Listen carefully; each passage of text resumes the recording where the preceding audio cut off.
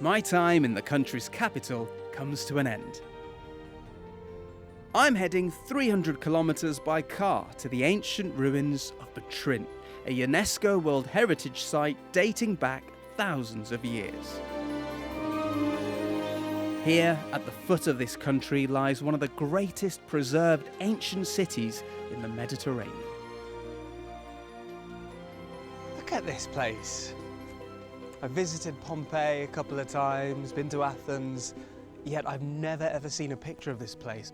Clearly, this is one of those hidden gems of Albania. Used by civilizations for millennia, once a Greek colony around 1,000 years BC, and later built upon by the Romans, some say for their battle-weary soldiers. Oh, here we are. Theatre.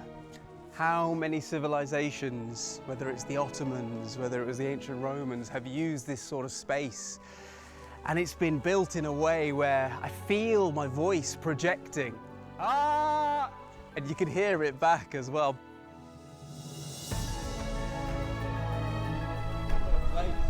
Anitare has spent the last 3 decades working to preserve this site. Annie, what a place. I couldn't think of anywhere better to sit and learn more about Butrint. Tell me about this place. What is it that makes it so unique, so special? Well, here you can see all the civilizations of Mediterranean coming and going and living. So Butrint, over the history, had connection somehow to the important stories around the Mediterranean.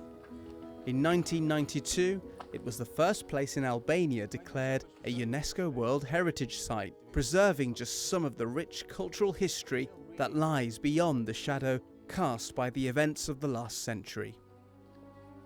What is this? The Grand Basilica of Butrint, one of the largest of its kind in the Balkans, built by Emperor Justinian, the same person who built St. Sophia of Constantinople. What a glorious place, and so well preserved and kept.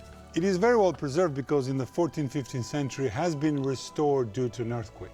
We found recently that this was built on top of a Roman bathhouse.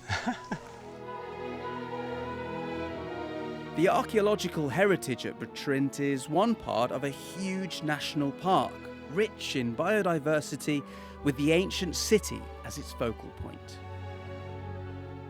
It has been a struggle in the last 30 years to protect the beauty and the history of Butrint from, of course, originally from the neglect after the fall of communism, when the institutions sort of got paralyzed by the changes, but also with the developers trying to build around the site because obviously it's so beautiful.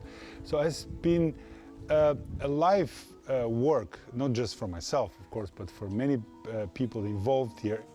Let me tell you something. In 2000, right after the Kosovo War, we started here an ancient drama festival. Here where we're sitting, people would come in the beginning.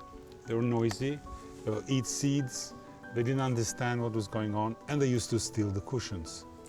In 5 years, the local people here would come beautifully dressed, nobody makes noise, everybody respected the theater, nobody stole cushions. In 5 years. Why?